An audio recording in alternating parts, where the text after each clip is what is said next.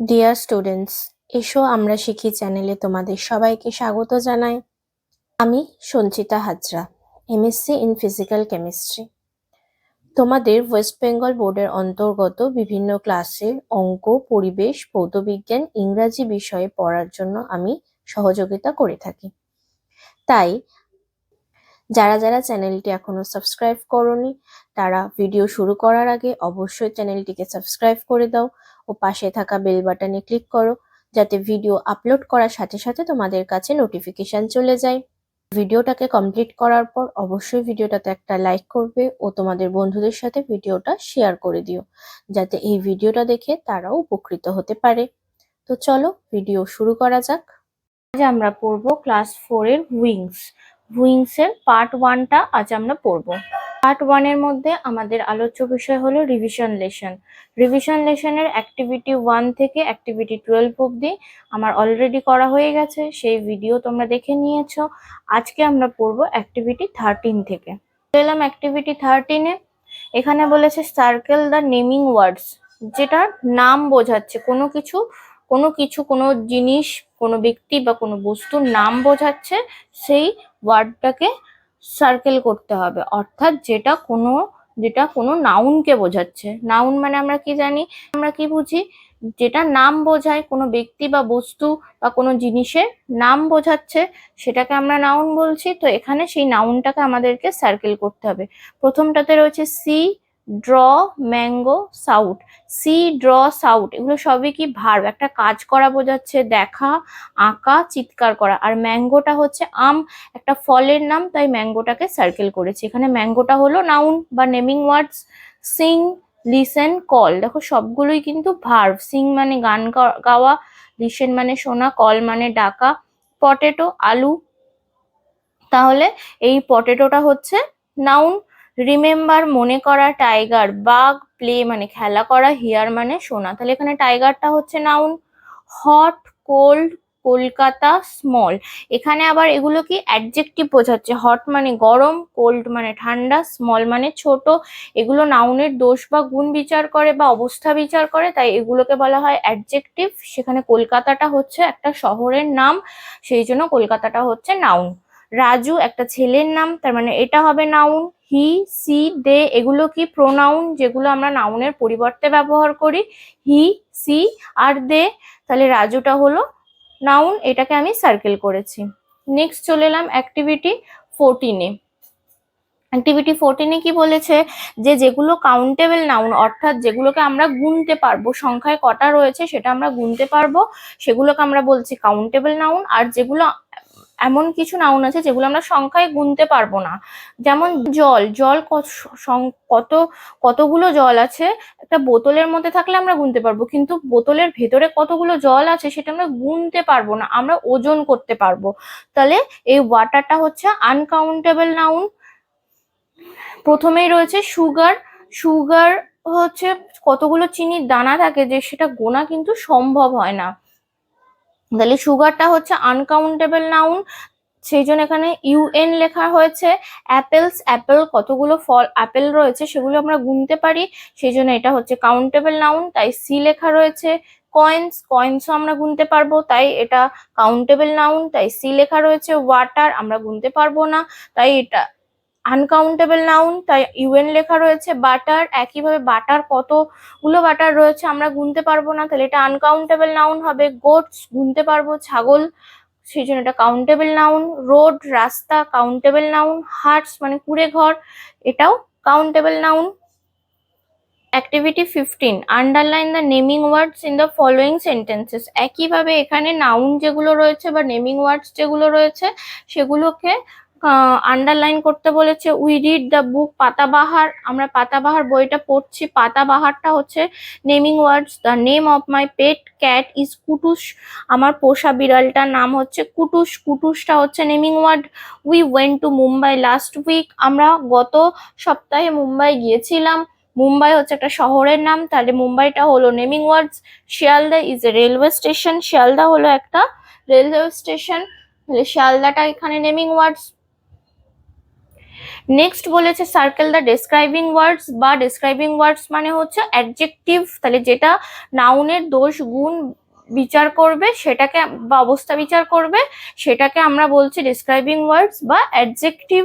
তাহলে এখানে আমাদেরকে সেই অ্যাডজেক্টিভ গুলোকে সার্কেল করতে বলেছে। The tall man rides on a bus, একটা লম্বা মানুষ বাসে চড়ছে, তাহলে মানুষটা কেমন? লম্বা। তাহলে এই টলটা হলো ডেসক্রাইবিং ওয়ার্ডস বা অ্যাডজেক্টিভ, তাহলে আমি টলটাকে এখানে সার্কেল করেছি।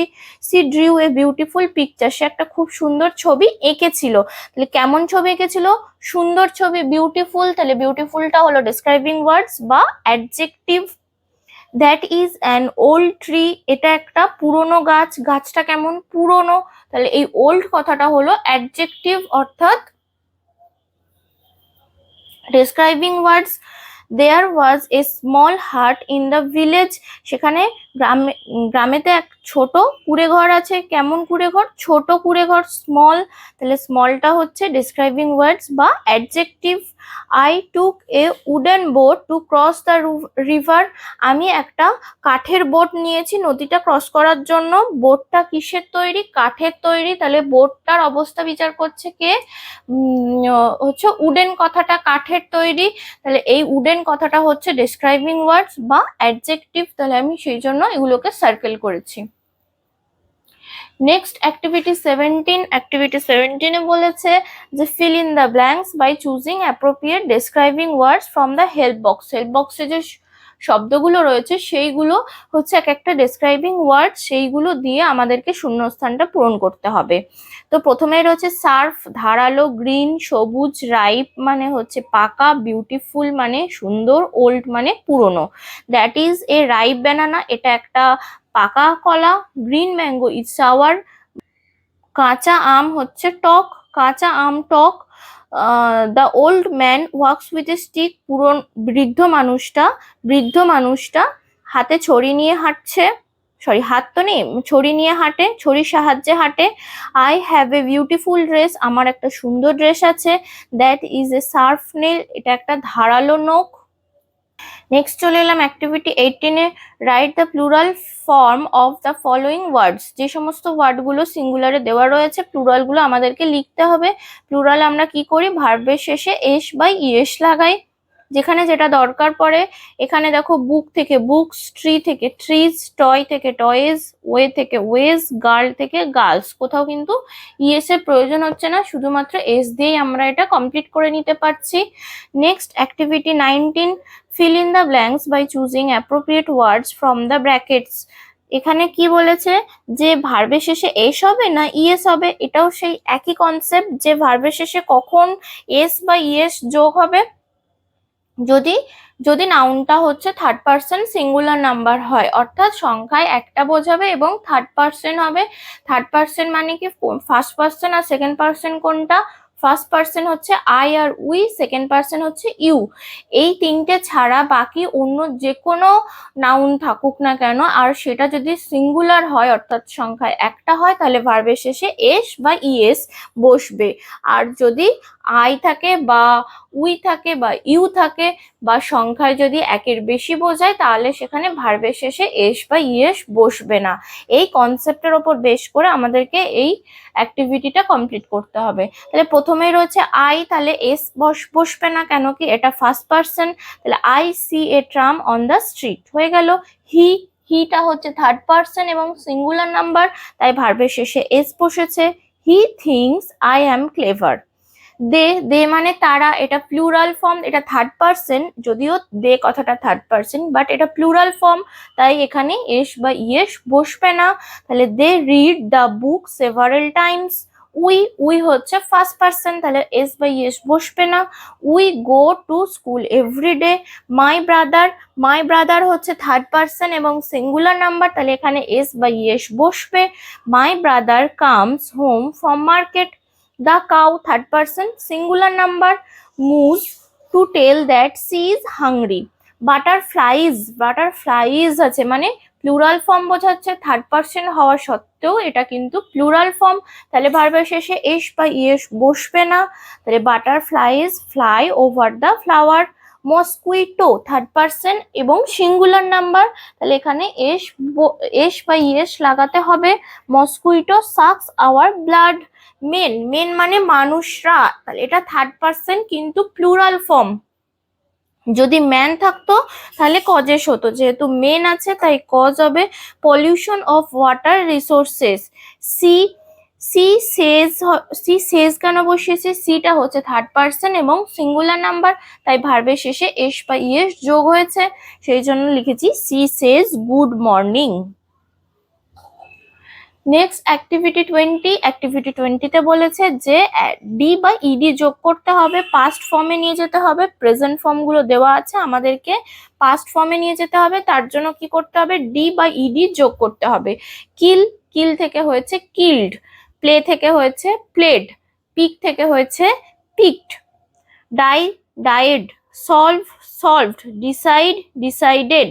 এখানে আমি ইডি যোগ করেছি, আর এখানে যেহেতু ভার্বগুলো শেষে ই রয়েছে তাই শুধুমাত্র ডি যোগ হয়েছে। টক, টক, যেহেতু ই নেই তাই টকড, ইডি যোগ হয়েছে। স্টার্ট, স্টার্টেড, ইডি যোগ হয়েছে। হেল্প, হেল্পড, ইডি যোগ হয়েছে। রুল, ই আছে যেহেতু তাই শুধু ডি যোগ হয়েছে, রুলড। বিলিভ, ই আছে তাই ডি যোগ হয়েছে শুধুমাত্র, বিলিভড। ডিভাইড, ডি আছে, সরি ই আছে যেহেতু তাই ডিভাইডেড, শুধুমাত্র ডি যোগ হয়েছে। Next activity 21। এখানে যেগুলো রয়েছে এগুলো আমাদের কিন্তু মুখস্থ রাখা উচিত, পাস্ট ফর্ম আর প্রেজেন্ট ফর্ম। কিছু কিছু ওয়ার্ডের পাস্ট ফর্ম প্রেজেন্ট ফর্ম আমাদের কিন্তু মুখস্থ রাখা উচিত, যেটা এইগুলো পড়ে। এই আগে যেগুলো পড়লাম এইগুলো কিন্তু মুখস্থ করার দরকার নেই, এগুলো আমরা ইজিলি বুঝতে পেরে যাব যে ইডি বা ইডি যোগ করে, এটা মুখস্থ করার কোনো দরকার নেই, দেখলেই আমরা লিখে দিতে পারবো। বাট এইগুলো আমাদেরকে কিন্তু মুখস্থ রাখতে হবে যে গো এর পাস্ট ফর্ম, ও নাও মানে প্রেজেন্ট ফর্ম, দেন মানে পাস্ট ফর্ম। তাহলে গো এর পাস্ট ফর্ম ওয়েন্ট, গিভ এর past form gave, take past form took, eat past form ate, shake past form shook, understand past form understood, see past form saw, fall past form fell, lose past form lost, feel past form felt। তাহলে এগুলো একটাও কিন্তু D বা ED দিয়ে তো হচ্ছে না, past ফর্মে আমরা যেতে পারছি না, তাই এগুলোকে কিন্তু আমাদের মুখস্থ রাখতে হবে। নেক্সট আমাদের লাস্ট অ্যাক্টিভিটি, অ্যাক্টিভিটি 22 বলেছে fill in the blanks by choosing appropriate doing words from the bracket. Bracket থেকে আমাদেরকে নিয়ে লিখতে হবে যে আমরা পাস্ট ফর্মে লিখবো না প্রেজেন্ট ফর্মে লিখবো, সেটা আমরা সেন্টেন্সটা পড়লেই বুঝতে পারবো যে এটা পাস্ট ফর্ম বোঝাচ্ছে না প্রেজেন্ট ফর্ম বোঝাচ্ছে। টুডে প্রথমেই রয়েছে টুডে মানে আজ, তার মানে অলরেডি এটা পাস্ট ফর্ম হবে না, এটা প্রেজেন্ট ফর্ম। টুডে মানে প্রেজেন্ট ফর্ম, তাহলে টুডে টুডে লেখা আছে মানেই এখানে যে ভার্বটা বসবে সেটা প্রেজেন্ট ফর্মে বসবে। তাহলে I go to school with my father. Yesterday মানে গতকাল, তার মানে এটা পাস্ট ফর্ম বোঝাচ্ছে। তাহলে আই টুক, টেক হবে না টুক হবে, I took my mother with me last afternoon, গত বিকেলে, তার মানে এটাও কিন্তু কি বোঝাচ্ছে, সেন্টেন্সটা থেকে আমরা বুঝতে পারছি এটা পাস্ট ফর্ম বোঝাচ্ছে। I came late from school today, আবার টুডে এসে গেছে মানে এটা বোঝাচ্ছে present form. I have milk and bread yesterday, গতকাল, এটাও কি বোঝাচ্ছে পাস্ট ফর্ম। ইয়েস্টারডে মানে গতকাল, পাস্ট ফর্ম বোঝাচ্ছে। We left home early. Clear? আজকের পড়া আমাদের এই অবধি। তোমাদের যদি কোনো অসুবিধা থাকে তো তোমরা কমেন্ট বক্সে সেটা আমাকে জানাতে পারো, আর ভিডিওটাকে অবশ্যই তোমরা বন্ধুদের সাথে শেয়ার করো, ভালো লাগলে ভিডিওটাতে একটা লাইক করে দিও, আর আমার চ্যানেলটাকে অবশ্যই তোমরা সাবস্ক্রাইব করো।